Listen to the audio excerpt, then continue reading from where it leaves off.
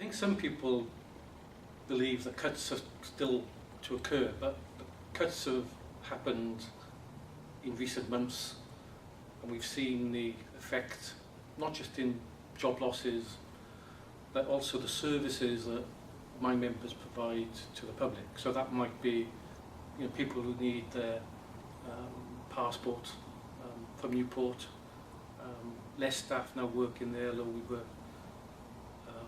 successful in keeping it open.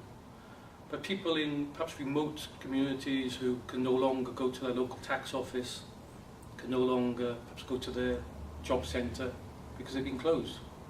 And if the UK government get their way, more of these offices will close. And certainly as I travel around Wales, seeing empty shops, empty offices, affecting the local community, worries about the local library closing or the swimming pool. The legacy of Clegg and Camden may be massive.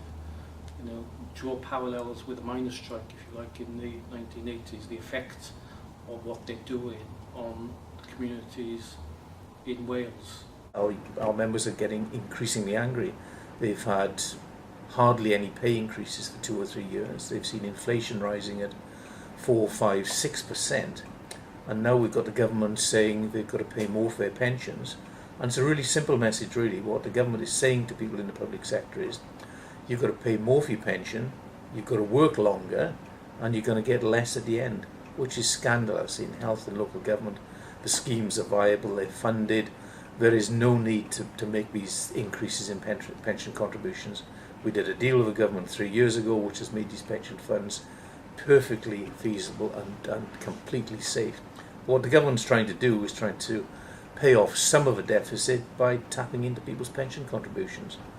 And what I'd really like to say to the government is that the historic level of the deficit is not particularly high. The biggest level of deficit was back in 1946, after the Second World War, and successive governments took the view that to seek to repay that too quickly would be irresponsible, would damage the British economy, and we eventually paid that debt off 2 or 3 years ago, and the British economy fared well.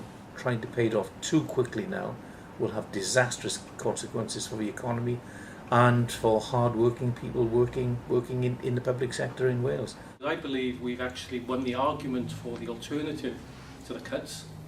There needs to be a plan B. There's no sign of it at the moment.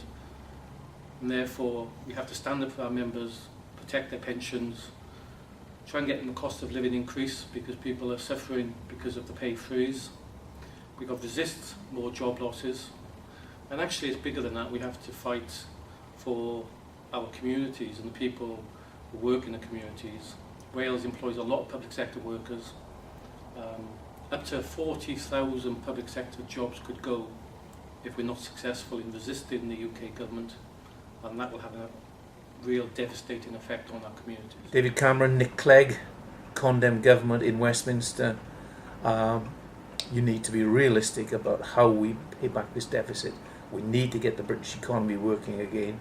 We need to provide a decent public sector, decent public services for people who are already suffering.